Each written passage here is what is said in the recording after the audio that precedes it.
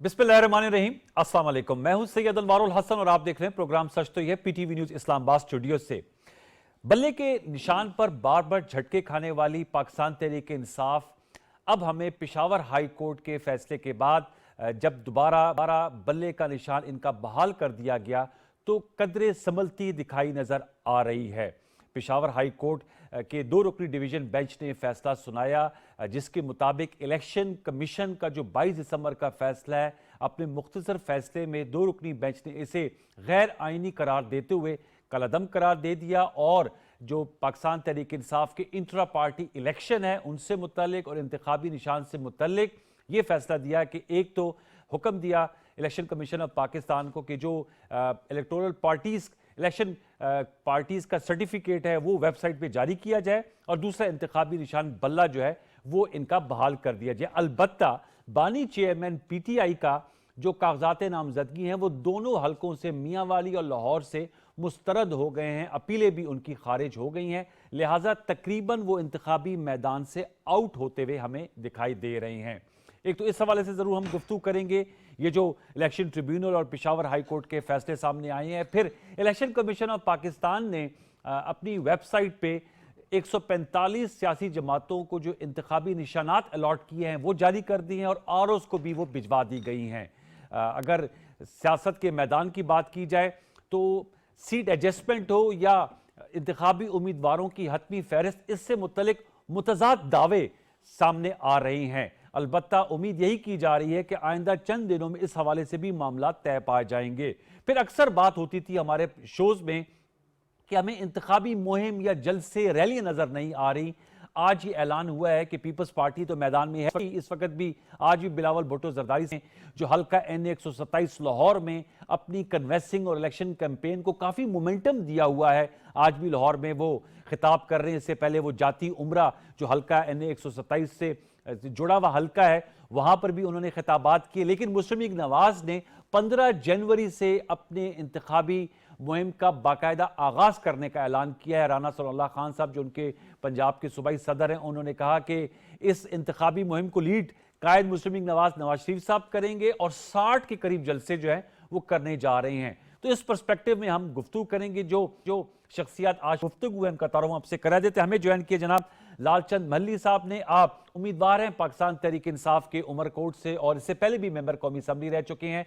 चेहरे पे मुस्कुराहट भी है। इससे आपको, जैसे मैंने इब्तिदा में कहा कि अब पीटीआई हमें उनके लिए जो फील्ड की बात हो रही थी तो फील्ड इनको इस वक्त जो है वो मुयस्सर है और बल्ले का निशान भी। आपका बहुत शुक्रिया। हारून रशीद साहब ने इस्लामाबाद स्टूडियोज में हमें ज्वाइन किया है, वाइस चेयरमैन है पाकिस्तान बार काउंसिल के सीनियर कानूनदान है, आपका बहुत शुक्रिया। शौकत पराचा साहब सीनियर एनालिस्ट जर्नलिस्ट हमें कुछ देर में ज्वाइन करेंगे और चौधरी जाफर इकबाल साहब जो मुस्लिम लीग नवाज के कैंडिडेट है लाला मूसा गुजरात से, वो भी हमें ज्वाइन करेंगे। अपने मौजूद मेहमानों को वेलकम करता हूं। लालचंद मल्ली साहब से गुफ्तगू का आगाज करेंगे। लालचंद साहब, आपको बल्ले का निशान जो है वो मिल गया, अब आप इलेक्शन में 8 फरवरी की तैयारी कीजिए। अब तो फील्ड भी हाजिर है और आप देख रहे हैं बल्ले का निशान भी, तो क्या कहेंगे इससे आप लोगों को? यकीनन काफी, आज मैं सुन रहा था बैरिस्टर गौहर साहब जो पार्टी के चेयरमैन है वो इसे तारीखी फैसला करार दे रहे थे, तो काफी बूस्टअप मिला इससे। जी देखिए, बिल्कुल ये एक तारीखी फैसला है। इस फैसले से पाकिस्तान में जमहूरियत, पाकिस्तान के आइन, पाकिस्तान के कानून और पाकिस्तान की अवाम की फतह हुई है। और वो कुव्वतें जो जमहूरियत दुश्मन है, जो इंजीनियरिंग करना चाहती हैं पॉलिटिकल, जो इलेक्शंस को मुतनाज़ा बनाना चाहती हैं, उन सबको इस मामले में शिकस्त हुई है। लेकिन बात यह है कि ये हमें लेवल प्लेइंग फील्ड जो इलेक्शन कमीशन को फ्राहम करनी थी, ये इलेक्शन कमीशन ने हमें वो फ्राहम नहीं की है और ये हमें अदलिया के पास जाना पड़ा है जहां से हमें ये रिलीफ मिला है। उसके बावजूद ये फैसला आ चुका है, उसको कई घंटे गुजर चुके हैं।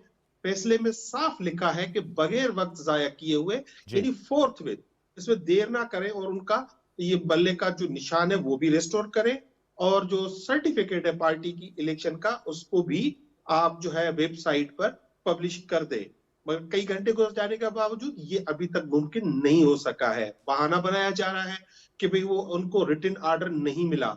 ये ऑर्डर जो हुआ है ये उनकी वेबसाइट पे भी यकीनन मौजूद होगा और हम सबके पास वो ऑर्डर मौजूद है। और जो वुकला थे इलेक्शन कमीशन के, वो जब ये ऑर्डर अनाउंस हुआ तो उस वक्त कोर्ट में मौजूद थे।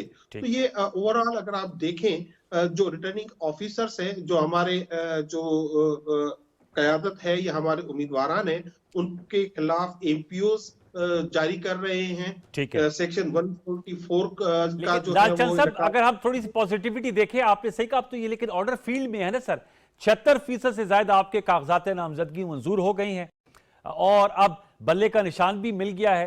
तो काफी हद तक तो पाकिस्तान तहरीक इंसाफ, जो आपका यही कहना था कि बल्ले का निशान होगा, जो आपका ब्रांड है, और आपकी बात में वजन भी है, जाहिर बात है हर पार्टी का जो इंतखाबी निशान है वो उनका ब्रांड होता है। आजकल ब्रांड बिकता है, उनका सिंबल होता है, उनका तशख्खुस होता है, वो मिल गया है। तो मेरे ख्याल में अगर हम तस्वीर का ये रुख देखें तो काफी अब स्पेस आपके लिए मौजूद है इस वक्त मैदान में।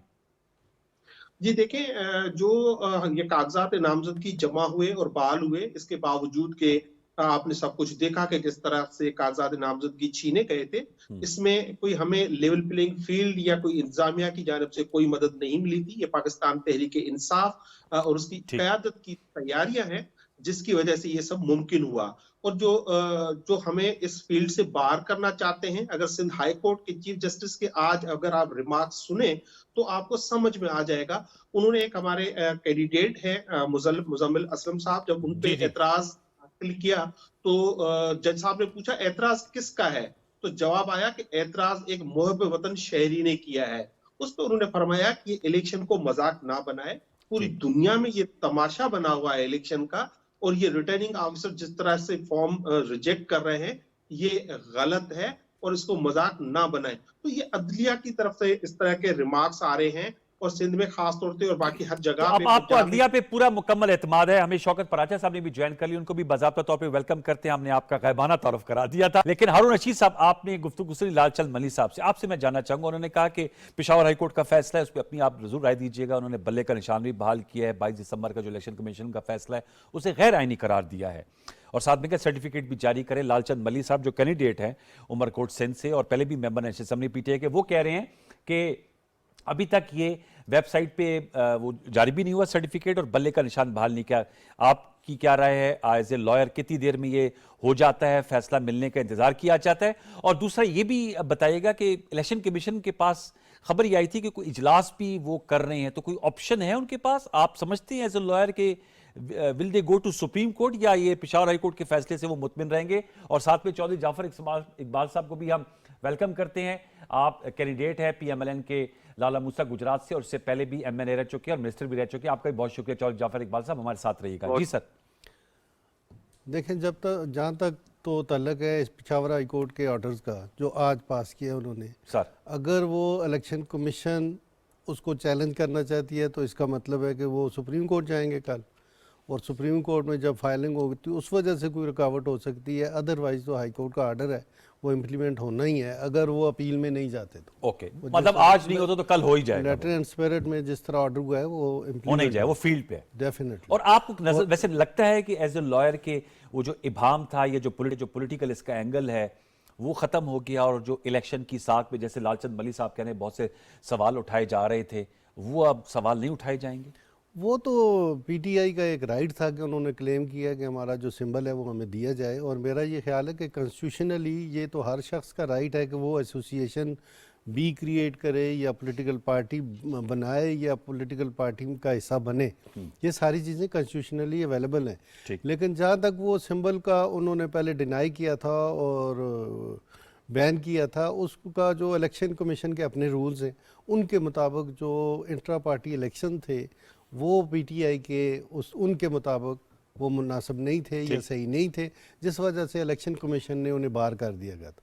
जाहिर है उनके बाहर करने आपकी कानूनी मायराना राय क्या है कि वो सुप्रीम कोर्ट जाएगा इलेक्शन कमीशन, या आप समझते हैं पेशावर हाई कोर्ट के फैसले को तस्लीम करके बल्ले का निशान बहाल हो जाएगा और सर्टिफिकेट भी जारी हो जाएगा? नहीं, मेरे ख्याल में वो सुप्रीम कोर्ट जाएंगे। सुप्रीम कोर्ट जाएंगे डेफिनेटली। अच्छा, वैसे पीटीआई ने तो अपनी दरखास्त टेक्निकल ग्राउंड पे वापस ले ली थी, क्योंकि मैं अली जफर साहब को भी सुन रहा था। अब इस फैसले के खिलाफ जाएंगे।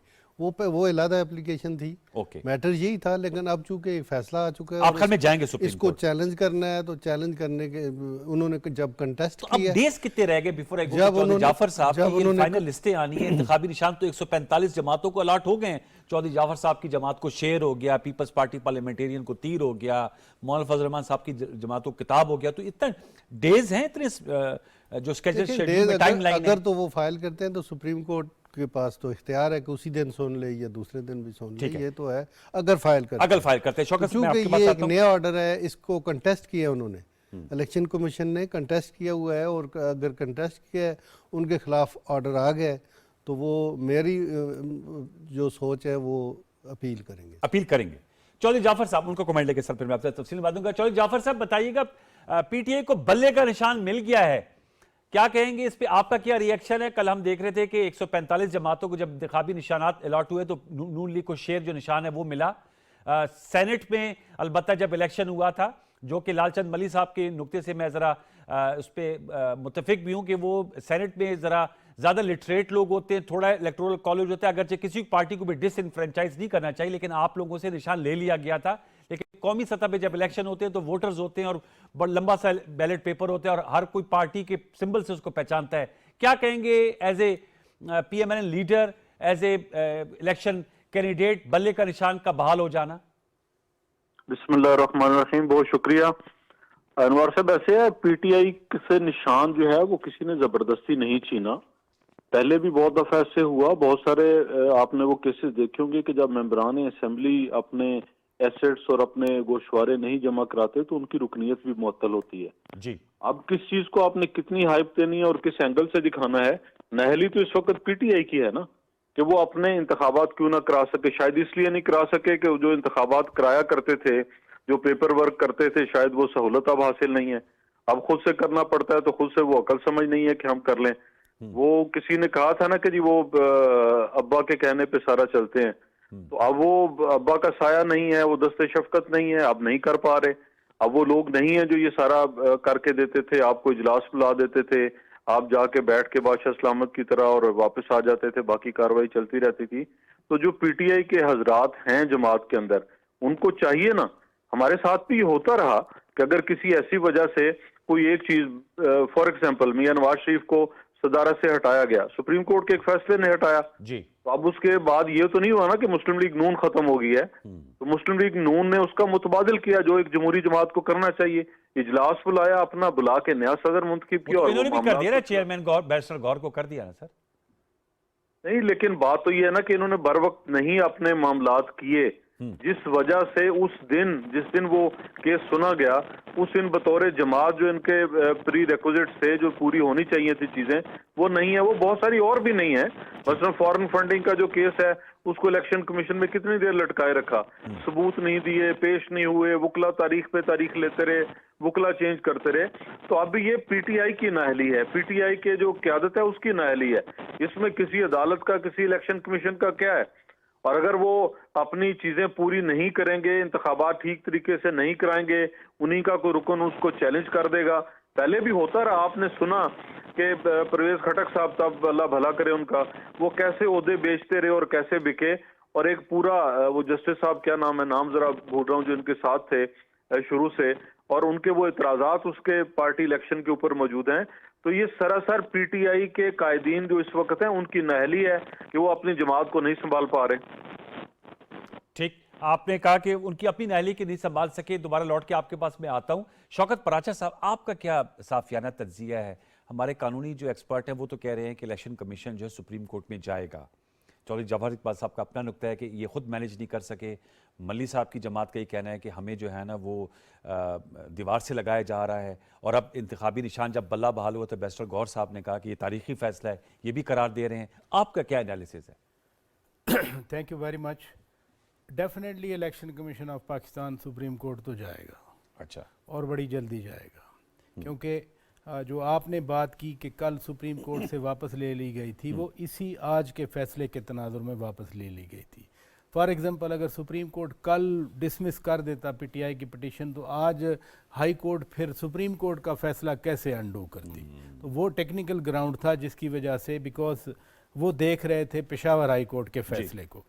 सो अब सवाल ये है कि किन ग्राउंड्स पे इलेक्शन कमीशन ऑफ पाकिस्तान ने इनका इंट्रा पार्टी इलेक्शन कालादम करार दिया। ठीक है, क्या सुप्रीम कोर्ट उन ग्राउंड्स पे देखेगी? सुप्रीम कोर्ट मसलन इलेक्शन कमीशन ने कहा कि आपके जो पार्टी इलेक्शन है वो पार्टी आइन के मुताबिक नहीं हुए, ठीक। तो क्या पीटीआई सुप्रीम कोर्ट में ये इस्टेब्लिश कर पाएगी कि हमारे जो चीफ इलेक्शन कमिश्नर थे पार्टी के अंसारी साहब, उन्होंने नई इलेक्शन करवाए, नियाजुल्लाह नियाजी साहब ने करवा दिए, ठीक है। फिर वो जो कॉन्स्टिट्यूशन के मुताबिक अगले स्टेप्स थे जो इलेक्शन कमीशन के फैसले में था, क्या सुप्रीम कोर्ट के सामने ये साबित हो जाएगा? मसलन पिटिशन तो उसकी एक्सेप्ट हुई ना अकबर एस बाबर साहब की, और उसमें जो पॉइंट्स उठाए गए थे कि इलेक्शन तो हुआ ही नहीं है, और वो कहते भी पीटीआई वाले यही हैं कि जी किसी ने मुखालफत में पेपर ही नहीं जमा करवाए तो हम क्या करें। इलेक्शन क्या इलेक्शन का होना वाइडली सर्कुलेट किया गया था? ये ऐसे नुकात हैं जो सुप्रीम कोर्ट के सामने दोनों साइड ने साबित करने। मीन्स इसमें कोई और सियासी जमात नहीं है पीटीआई के बल्ले को निशान को वापस करने या उनके साथ रिटेन करने की। It is election commission of Pakistan versus PTI. और जैसे आपको याद है लाहौर का एक फैसला आया था, ट्रेनिंग रुक गई थी, और जनाब उस शाम ये था कि इलेक्शन नहीं हो सकते। फिर सुप्रीम कोर्ट ने इंटरवीन किया। ये केस उससे मुख्तलिफ है, इसमें इलेक्शन डिरेल करने वाली बात नहीं है जो पेशावर हाई कोर्ट ने फैसला दिया। और ये भी वैसे मजाक है, एक दिन कहा कि हाँ ठीक है, दूसरे जज ने कहा नहीं ठीक है, आज फिर डिवीजन बेंच ने कह दिया कि हाँ बल्ले का निशान वापस।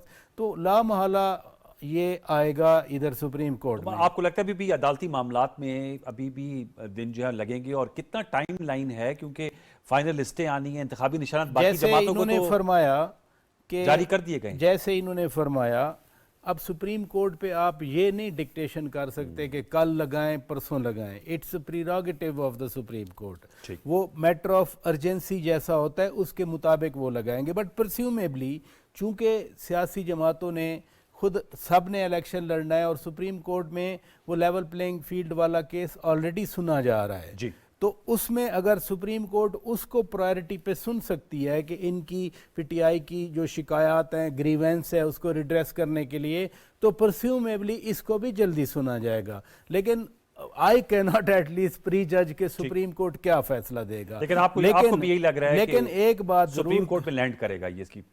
नहीं, I am more than sure. अच्छा। मुझे लग नहीं रहा सिर्फ, क्योंकि ये लीगल बैटल है ना, लीगल बैटल चल रही है। या तो आज का फैसला इलेक्शन कमीशन कबूल करके बैठ जाए तो इट मींस कि उन्होंने फिर अपना फैसला गलत दिया था। ये लालचंद मलिक साहब जो शौकत पराचा साहब ने कहा है, और जो हमारे यहाँ पर लीगल एक्सपर्ट हैं जो कि पाकिस्तान बार काउंसिल के वाइस चेयरमैन हैं, उनकी राय भी यही है कि सुप्रीम कोर्ट में ये मैटर जाएगा।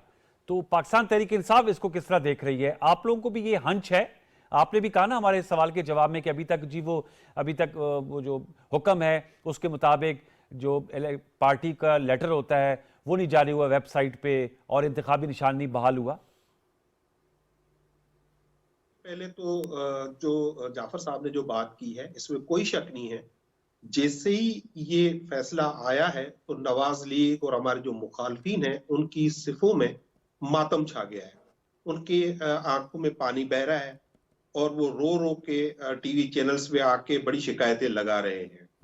देखिए, इनको ये मुकाबला करना चाहते हैं तो उनको बल्ले से तकलीफ क्या है? ये कम से कम वेलकम ही कर ले, कह दे कि हाँ मुकाबले के लिए तैयार है, कोई मसला नहीं है, बल बैट हो या कोई भी निशान हो हम मुकाबला करते। लेकिन ये बात नहीं कर रहे। अच्छा, अब आ जाए दूसरी बात पे, वो ये है कि हम कह रहे हैं और इलेक्शन कमीशन का काम है कि सबको लेवल प्लेइंग फील्ड पे free fair and transparent election कराए, लेकिन कोई पॉलिटिकल पार्टी नहीं। इलेक्शन कमीशन पाकिस्तान तहरीक इंसाफ का बल्ला छीनने के लिए अपने जैसे बताया कि सुप्रीम कोर्ट भी तक जाएगा तो अपने एड़ी चोटी के जोर लगा रहा है। तो इससे जाहिर क्या होता है कि इलेक्शन कमीशन बेनकाब हो गया। लेकिन इनका नुकता ये कि आपके इंट्रा पार्टी इलेक्शन में ऐसे सुकम थे जिसकी वजह से उन्होंने ये फैसला दिया। जी सुने, जो हमारे माहिरीन की राय है, ये गलत है, ये गलत है, ये जो भी कह रहा है ये गलत है। हम बार बार ये कह रहे हैं, आज पेशावर हाई कोर्ट में ये डिस्कशन हुई है, वो ये है कि जो हमारे इंट्रा पार्टी इलेक्शन इन्होंने रिजेक्ट किए हैं वो इस बुनियाद पे किए हैं कि भाई इनका जो इलेक्शन पे बिल्कुल उस ऑर्डर में इलेक्शन का जिक्र ही नहीं है कि ये सही नहीं हुआ है। उसमें यह है कि इलेक्शन जिसने कराए उसकी अपॉइंटमेंट ठीक नहीं थी, इलेक्शन कमिश्नर जो था उसकी अपॉइंटमेंट ठीक नहीं थी। अब ये एक कोई ऐसा इसी चीज वो ले आने की कोशिश कर रहे हैं। बाकी ये जो दोस्त बता रहे हैं कि वहां पे ये साबित, देखिए सुप्रीम कोर्ट में कुछ सिविल कोड नहीं है, वहां पे कुछ साबित करना ना साबित करना नहीं होगा। जो इल्जामात ये लगा रहे हैं उनके लिए इनको सिविल कोर्ट में जाके डिक्लेरेशन लेना होगा पाकिस्तान तहरीक इंसाफ के खिलाफ, अगर कोई इनके एलिगेशन में कोई दम है तो। और आखिरी बात देखिए, कोर्ट का फैसला पहले पेशावर हाई कोर्ट ने दिया, ये एक आईनी इदारा है इलेक्शन कमीशन ऑफ पाकिस्तान, उन्होंने उसको इंप्लीमेंट नहीं किया। आज पेशावर हाई कोर्ट के डबल बेंच ने फैसला दिया है, आज भी ये बिल्कुल सुप्रीम कोर्ट जाए, लेकिन पहले उस फैसले को इंप्लीमेंट करें। अगर नहीं करते तो इलेक्शन कमीशन सीधे सीधे कन्फ्रंटेशन कर रही है पाकिस्तान की अदलिया से। ओके, ये आपका नुक्ता। आगे एक छोटा सा वक्फा शामिल करते हैं, वक्फे के बाद आएंगे। तो ये जो सिविल कोर्ट का उठाया, ये मैं अपने हारून रशीद साहब से पूछूंगा। और जो नून लीग के हवाले से आपने बात की कि वो बड़े मोतरज़ हैं, वो हम चौधरी जाफर साहब से पूछेंगे कि क्या नून लीग वाकईतन पीटीआई को बल्ला मिलने पे बहुत नाराज है या उनको एतराजात हैं, ये भी जानेंगे एक छोटे से वक्फे के बाद। दोबारा लौट के आते हैं, हमारे साथ रहिए।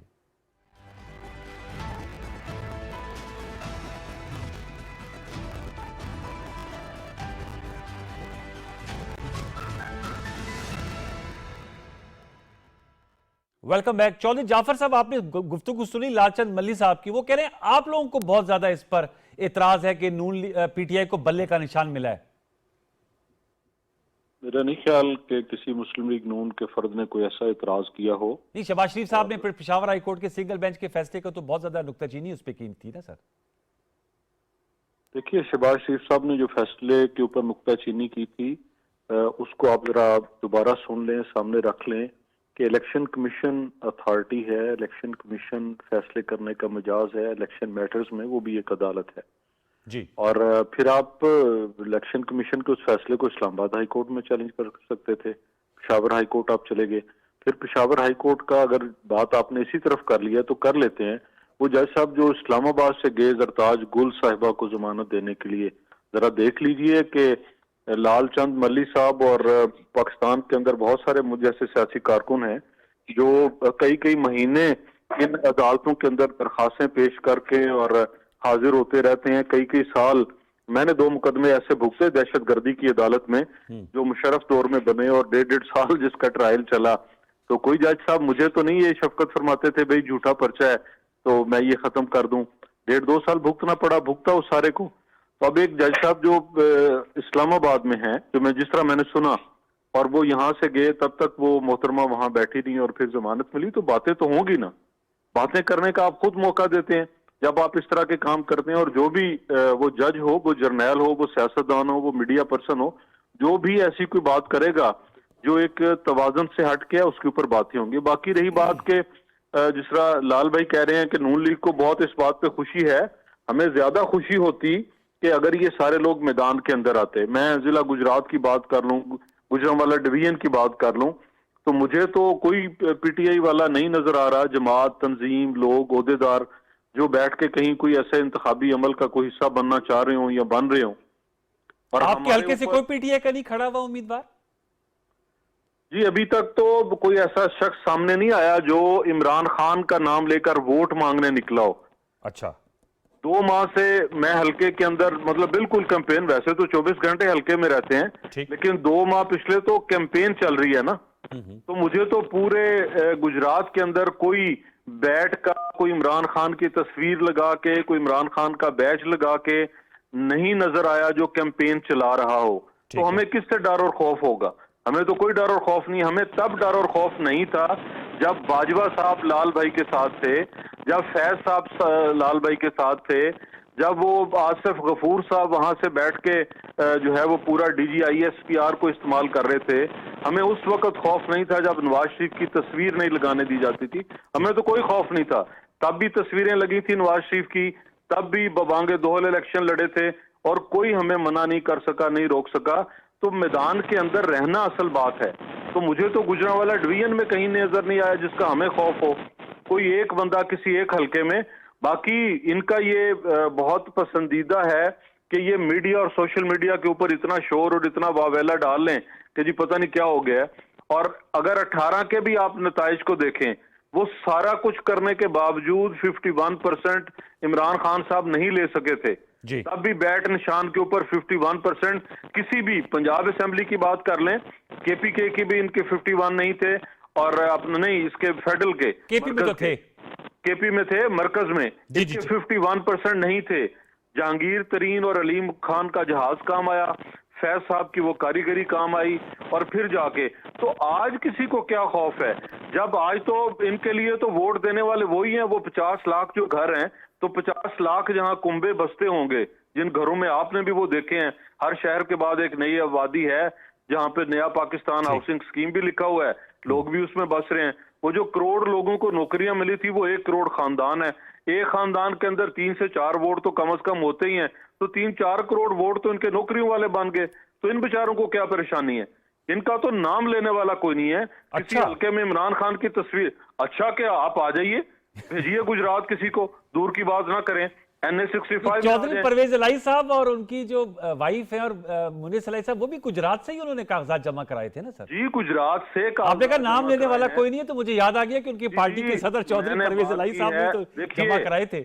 देखिए, मैंने ये गुजारिश किया कि हल्के में कैंपेन करता हुआ इमरान खान की तस्वीर लगाकर ओके। मुझे आके दिखा दीजिए। नहीं, आप जो कह रहे हैं, हम जाहिर बात है आप वहां मौजूद है, हम तो मौजूद जहां नहीं है। तक परवेज इलाही साहब की बात है, जी, जी। तो परवेज इलाही साहब तो गुजरात से तीसरी नस्ल उनकी इलेक्शन लड़ रही है। वो कोई बल्ले के ऊपर या इमरान खान के ऊपर इलेक्शन लड़ रहे हैं, उनके तो अपने हल्के हैं। अब आए ठीक। वहां से उनके वाले साहब भी, फिर परवेज इलाही साहब भी, शुजात साहब के वाले साहब शुजात साहब, अब तीसरी नस्ल उनकी इलेक्शन लड़ने जा रही है। सही। वो कोई बैट या इमरान खान के नाम पे थोड़े लड़ रहे हैं।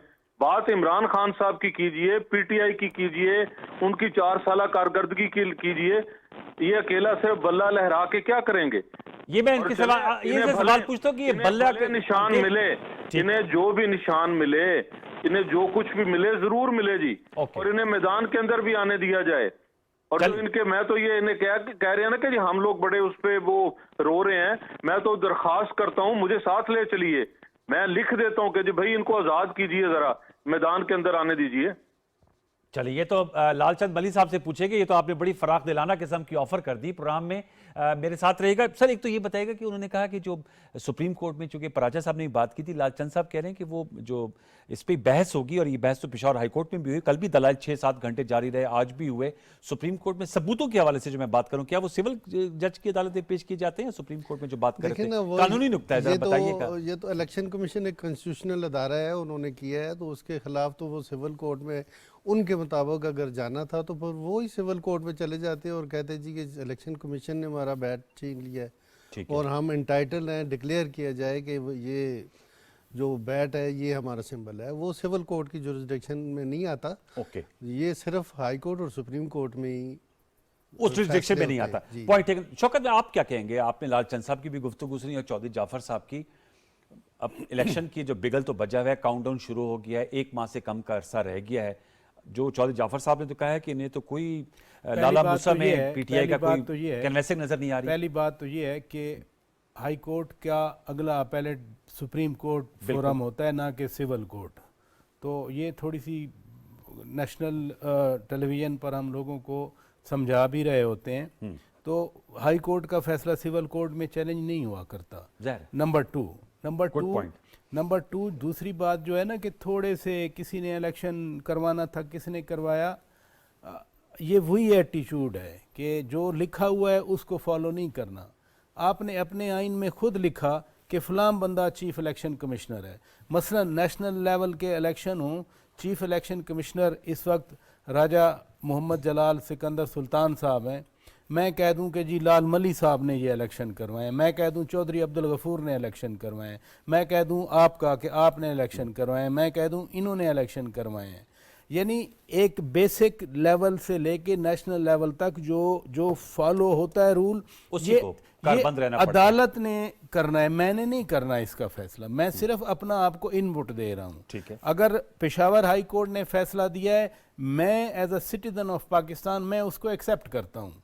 लेकिन अगर सुप्रीम कोर्ट उसको नलीफाई करती है, सुप्रीम कोर्ट कह देती है कि नहीं ऐसा नहीं है, इलेक्शन कमीशन का फैसला दुरुस्त है, तो मेरा ख्याल है इक्वली हम सबको उसको भी कबूल करना चाहिए, उसे खुले दिल के साथ। अब दूसरी बात यह है कि जैसे चौधरी साहब फरमा रहे हैं कि कोई परचम उठाने वाला नहीं है, कोई नाम उठाने वाला, मादरत के साथ नाम तो परचम तो कोई नहीं उठा सकता। 14 अगस्त को वो आए थे पर्चियां लेके, तो अपने पोस्टर लेके नहीं उठाने दिए गए थे। तो इन शिकायत का ज़ाहिर है चौधरी साहब की गवर्नमेंट नहीं है। चौधरी साहब इस वक्त इक्वल पॉलिटिकल पार्टी हैं जैसे पीटीआई है, तो जो इस वक्त हुकूमत है उसको ख्याल करना चाहिए कि जब हम कहते हैं कि इलेक्शन मीन 8 फरवरी को लोगों ने फैसला करना है, वो गुजरात के लोगों ने भी फैसला करना है, वो चौधरी परवेज इलाही की पार्टी को देते हैं वोट, किस नून लीग को वोट देते हैं, वो कायरा साहब को वोट देते हैं, वो कोहाट आपका है, कोहाट में वो अब्बास आफरीदी साहब को वोट देते हैं या शहरयार आफरीदी साहब को। ये सारा लोगों का फैसला है, इलेक्शन इसी का नाम है। हाँ, इश्यूज पे हम और आप, जैसे मली साहब अपना पर्सपेक्टिव दे रहे हैं, चौधरी गफूर साहब अपना पर्सपेक्टिव दे रहे हैं, चौधरी जाफिर साहब सॉरी चौधरी जाफिर इकबाल साहब, ठीक है, वो अपना मादरत चौधरी साहब ठीक है। असल में सामने इंसान बैठा हो ना तो वो पता, अब चूंकि आपके सामने टीवी लगा हुआ है, हम तो तस्वीर में नहीं, मेहरबानी आपकी। तो जैसे चौधरी साहब फरमा रहे हैं, हर एक अपना पर्सपेक्टिव दे। मसलन बड़ा अच्छा हुआ, मुझे बड़ी पसंद आई बात, बिलावल भुट्टो जरदारी साहब को लाड़काना में चैलेंज किया हुआ है राशिद सोमरो साहब ने, ठीक है, एक पार्टी के चेयरमैन है और लाड़काना वो अपना घर समझते हैं, लेकिन राशिद सोमरो साहब के घर में कोई डेथ हुई, बिलावल भुट्टो जरदारी वहां गए, जाकर ताज़ियत की। मेरी तो हसरत है, मेरी तो ख्वाहिश है, मेरी तमन्ना है कि पाकिस्तान में ऐसा कल्चर आए कि चौधरी साहब और लाल मल्ली साहब बैठ के अच्छे अंदाज में गुफ्तगू करें, अपना मंशूर दें, अपने कारनामे दें, अपना विजन दें। लेकिन ये जो बाकी चीज़ें सारा दिन सोशल मीडिया पे, टीवी स्क्रीन पर एक दूसरे को अजीब अजीब अलकाबात से पुकारना, एक दूसरे की लीडरशिप को पुकारना, ऐसा काश ऐसा हो कि ये ना हो, बल्कि जैसे बिलावल भुट्टो जरदारी साहब गए उनके घर में, एक गुडविल है ना, एक एहतराम है ना, इलेक्शन में मध्य मुकाबले हैं। मैं वही कह रहा हूँ, बिलावल भुट्टो जरदारी ये भी सोच सकते हैं कि मैं चेयरमैन हूँ, हाउ डेयर के वो मेरे खिलाफ उन्होंने पेपर दिए। नहीं, ऐसा नहीं है, वो गए हैं, एक एहतराम है, एक हमारी रवायात हैं। काश ये पूरे मुल्क में ऐसा होता। ये बहुत आपने अहम नुकता उठाया था। आप सर उस पर कमेंट करना चाहेंगे जो चौधरी जाफर साहब ने पेशावर हाई कोर्ट के चीफ जस्टिस साहब के हवाले से बात की, जरताज गुल की बेल से। आप समझते हैं कि अदालत के जो कंडक्ट है या अदालतों के जो फैसले हैं वो पब्लिक डिस्कोर्स में डिस्कस होने चाहिए या नहीं? नहीं, फैसले तो डिस्कस होते हैं, होते भी हैं और होने भी चाहिए। जी, कंडक्ट ऐसी बात नहीं है, लेकिन कंडक्ट ऐसा है कि उस दिन मेरा ख्याल में चौधरी साहब को पता नहीं, चीफ जस्टिस साहब जो थे वो एक कमीशन में मीटिंग में थे, जुडिशल कमीशन की मीटिंग थी, और वहाँ से जब वापस गए तो वो लेडी उधर ही बैठी हुई थी, इसलिए उन्होंने, जब उन्होंने रियलाइज़ किया कि कोई लेडी अभी तक बैठी हुई है तो उन्होंने एंटरटेन कर ली। ओके लालचंद साहब, मैं चाहूंगा कि जैसे शौकत पराचा साहब ने भी कहा, वैसे आप चौधरी जाफर साहब का ने तो इस प्रोग्राम के प्लेटफॉर्म से नेशनल टेलीविजन पे ये बात की है कि जी पीएमएलएन तो चाहती है कि आपको जो भी निशान आप चाहते हैं, बल्ले का 2018 में भी आपने लड़ा था, 2013 में भी लड़ा था, और अगर 24 पे लड़ते तो उन्हें कोई इतराज नहीं है, बल्कि उन्होंने कहा कि हम तो कहते हैं कि मैदान भी खुला और आप लोग हमारा जो है वो मुकाबला करने की पूरी मुकम्मल आज़ादी हो। लेकिन साथ में वो ये कह रहे हैं कि लाला मूसा में जो उनका हल्का है वहां पर तो आपकी पार्टी की ना कोई कन्वेंसिंग हो रही है, ना कोई बानी चेयरमैन पीटीआई के लिए वोट मांगे जा रहे हैं। तो ये तमाम जो गुफ्तगू है वो तो ऐसे मालूम हो रहा है उनके बकौल कि ये मीडिया और सोशल मीडिया में ज़्यादा चल रही है, इस पर क्या कहेंगे? और दूसरा ये भी नुकता आम है कि कोई मैनिफेस्टो भी बताए लोगों को कि लोग आपको क्यों कर वोट दें, लेट से आपके हल्के के लोग आपको क्यों कर वोट दें, कि आपकी 3 साल 8 माह की कारकर्दगी की बुनियाद पर दें, जो सूबाई हुकूमत केपी में रही, पंजाब में रही, उसकी बुनियाद पर वोट दें आपको? बयानिया क्या है? देखिए, सबसे पहले तो मैं चौधरी साहब का शुक्रगुजार हूं कि जो हम कहते रहे हैं कि ना हमें झंडा उठाने दिया जा रहा है, ना हमें पोस्टर लगाने दिया जा रहा है, ना हमें कन्वेंसिंग करने दी जा रही है, ना हमें कैंपेन करने दी जा रही है, तो हमारी क्लेम पे जो है उन्होंने स्टैम्प कर दिया है, तो मैं उनका बड़ा आपने शुक्रिया जबरदस्त ट्विस्ट किया इसको वैसे लालचंद साहब। और मैं आप सबका शुक्र, आप तो मीडिया वाले दोस्तों ये सब कुछ बताते रहे हैं। दूसरी बात जो जाफर साहब ने की कि पेशावर हाई कोर्ट क्यों, देखिए सिर्फ पेशावर हाई कोर्ट की बात नहीं थी, हम सुप्रीम कोर्ट भी गए थे, ये पूरे पाकिस्तान को पता है, सब मीडिया को पता है। पूरा एक हफ्ता हमारी वो पिटीशन वहां पे नहीं लगी थी, पेशावर में पेंडिंग थी। जब कल वहां पे टेकअप हुई तो कोर्ट ने कहा कि आपकी वहां पे वापस लेंगे, तो हमने कहा ले लेंगे। उस बुनियाद पर सुप्रीम कोर्ट से वापस ले ली गई थी। ये नहीं है कि हम सिर्फ पेशावर हाई कोर्ट पर ही डिपेंड कर रहे थे। जरताज गुल की शायद, जरताज गुल इस कौम की बेटी है, एक दफा इलेक्ट होकर आई है ना, वो दहशतगर्द है। आप इस कौम की बेटियों को, बच्चियों को दहशतगर्द जो है वो ना ब्रांड करें। वो जमानत के लिए गई और जब उनकी जमानत नहीं हुई, जज साहब मौजूद नहीं थे, तो वहां पे बाहर के जो अगर नजारे देखें, जैसे पूरी रियासत को खतरा जरताज गुल से था।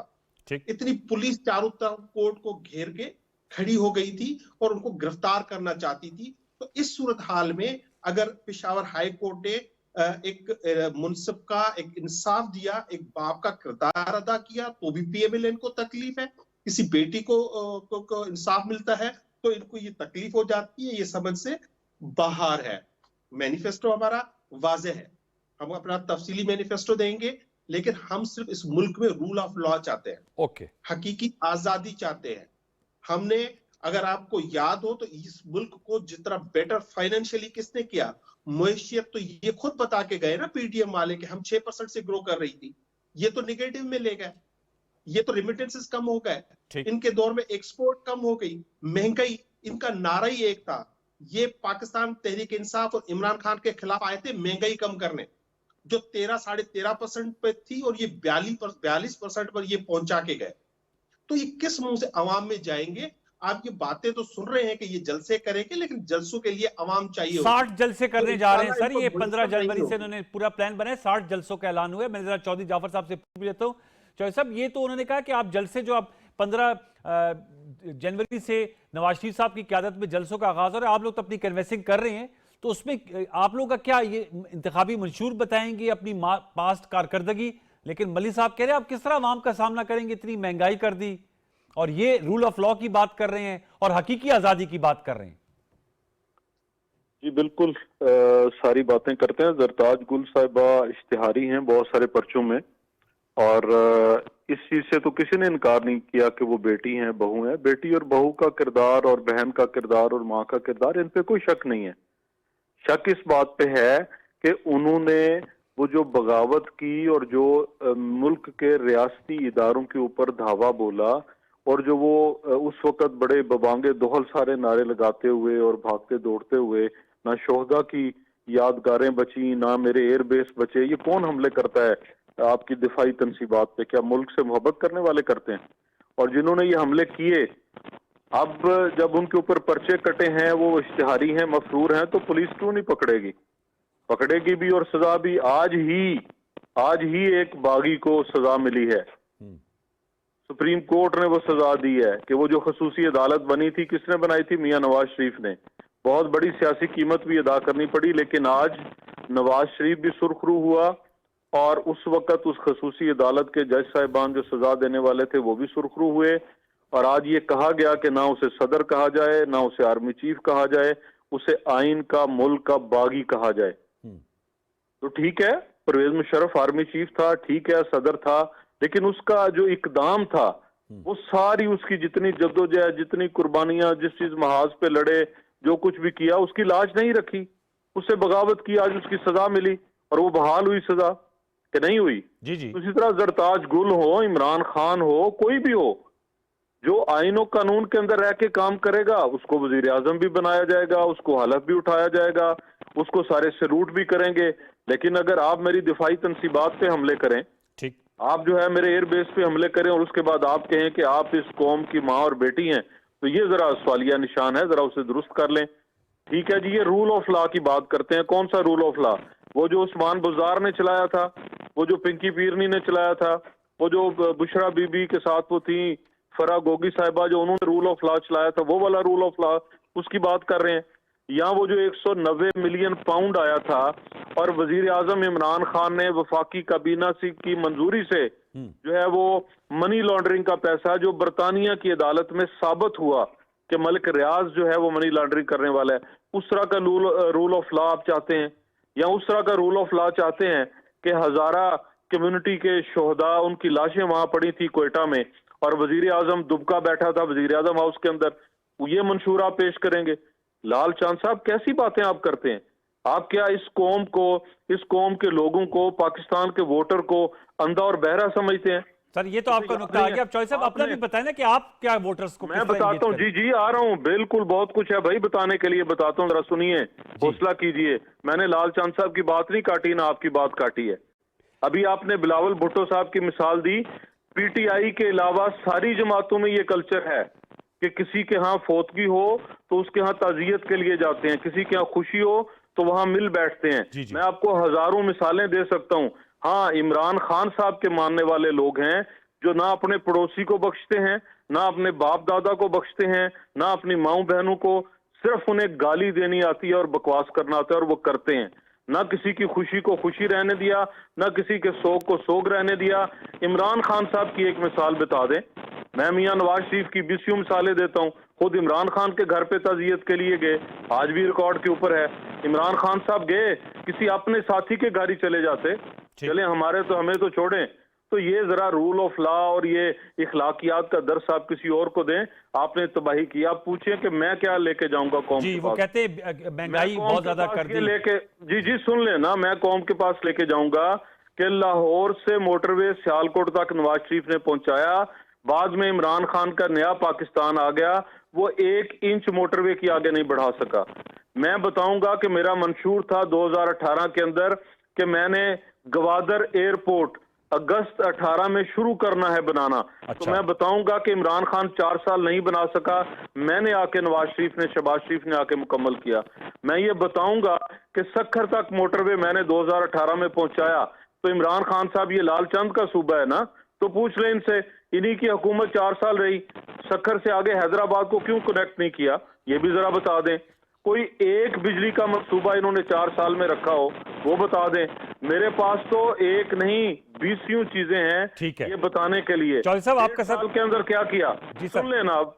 1.5 साल के अंदर मैंने सर, वो क्या हम किया, जरा शौकत पराचा 1.5 साहब को साल सर के काम अंदर दें। मैंने एक काम किया जी। कि ये सारे जिनकी काली जुबानें थी और जो ये कहते नहीं थकते थे कि चौधरी साहब पाकिस्तान गुस्से में हैं डिफॉल्ट जरा। होने जा रहा है, वरना आप चॉइस ऑफ वर्ड जी कभी भी नहीं करते, आज लगता है थोड़ा सा जो है वो। जिन्होंने ये कहा कि पाकिस्तान डिफॉल्ट होने जा रहा जी। है, मैं क्यों उनके लिए दुआ करूं? ठीक है, मैं लेकिन जो करूंगा आपके उनके लिए। वैसे सर मैंने बसत इतराम जो पाकिस्तान आपके को इत्तेहादी थे ना, बचाया। जो आपके मैंने इत्तेहादी थे बिलावल साहब, वो भी पाकिस्तान आप लोगों की कारकर्दगी के बारे में कोई अच्छे अल्फाज से नहीं याद करते आप लोगों को?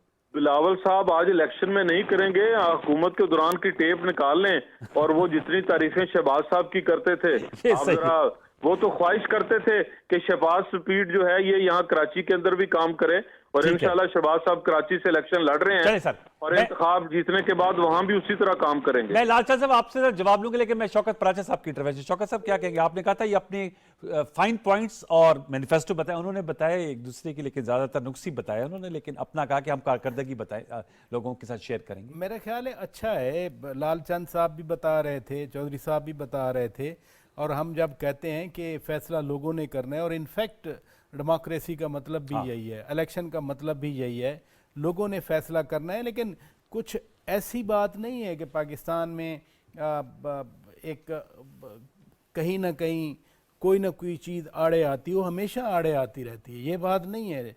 विक्टिम पीपल ऑफ पाकिस्तान है, लोगों को ना 2002 में फैसला करने दिया गया, ना लोगों को 2018 वाले इलेक्शन में फैसला करना है। देखिए ना, अब लालचंद साहब आरटीएस को नहीं इग्नोर कर सकते, या फिर 90 के इलेक्शन में धांधली की गई, चौधरी साहब की जमात थी, Asghar Khan case Supreme Court में एस्टेब्लिश हुआ। तो ये हमारी कोई रवायात, मैं सबकी बात कर रहा हूँ, रवायात इतनी भी हमारी इतनी कोई दरख्शां और इतनी कोई आला नहीं है कि आला हम उनको नहीं कोट रहे, करें। बजाय इसके कि सारी जमातें मिलकर बशमूल इलेक्शन कमीशन ऑफ पाकिस्तान, बशमूल सुप्रीम कोर्ट ऑफ पाकिस्तान, कम अज़ कम बराबर में पिछला इलेक्शन था उनका 2019 में, वहाँ 800 मिलियन वोटर थे जी, भारत के। हमारे 2018 में 80 मिलियन लोग थे। 800 मिलियन वाला इलेक्शन माना भी गया, कोई एतराज़ भी नहीं हुआ। यहाँ आरटीएस भी फेल हुआ, यहाँ 4.5 साल सिलेक्टेड का नारा पार्लियामेंट और अब के जो है वो अंदर बिलाल लगता साहब रहा। लाडला प्लस भी कह रहे हैं साथ में। हारून साहब आप बेफॉरवर्ड बताएं। वो तो देखें पॉलिटिक्स है, अच्छा वो पॉलिटिक्स उन्होंने अपनी पार्टी की पॉलिटिक्स करनी है, बाकियों ने अपनी। नहीं, वो जो उन्होंने नुक्ता उठाया कि ऐसे इलेक्शन हो जो हारने वाला की भी कबूलियत उसको करे और जीतने वाला जो है वो इस्तेकाम के साथ पाकिस्तान को चलाए ना। लेकिन ये इशू है ना ये हमारे रवायत तो पीटीआई ने पिछले वो धरना दे के की थी कि वो 4 हल्के खोले, वो उस वक्त भी नहीं माने थे जब मुस्लिम लीग नून गवर्नमेंट में थी। तो और 18 में जब ये जीते तो majority ये में सब थे। उन्हें सिलेक्टेड कहते तो थे। वो तो यही बात है, वो है वैसे तो पूरी कौम को पता है कि सिलेक्टेड इलेक्शन था। सिलेक्टेड। लालचंद साहब इख्तिसार से अगर एंड में कुछ कहना चाहे फिर हम क्लोज करेंगे क्योंकि we have to right to reply. बस मैं सिर्फ एक बात करना चाह रहा था। शौकत प्राचा साहब ने कहा कि उनको अच्छा लगा कि बिलावल भुट्टो साहब जो है सुमरो साहब के घर गए। हाँ। तो ये माजी में भी दूसरी पार्टीज भी करती रही हैं। आपको याद होगा कि अपना नवाज शरीफ साहब के घर मोदी साहब भी आए थे, साड़ियां भी लाए थे, ये उसका क्या तकाबल है लालचंद साहब, ये क्या तकाबल आपने क्रिएट तो किया इमरान वैसे? खान का कसूर ये था कि उसको जवाब दिया, उसने हमारी सालमियत को वायलेट किया, तो उनको उससे कई गुना अच्छा जवाब दिया। बाकी ये जो सियासी पार्टियां हैं ये 16 माह के रूल से पहले भी लड़ रही थी, एक दूसरे को चोर कहती थी, एक दूसरे पे केसेस करती थी। अब इलेक्शन में ये शो ये कर रही है कि एक दूसरे के बड़े मुखालिफ हो। आप यकीन समझें, जैसे ही इलेक्शन होगा ये बगलगीर होंगे और अपने मुफादात के लिए ये एक मिलकर बैठेंगे।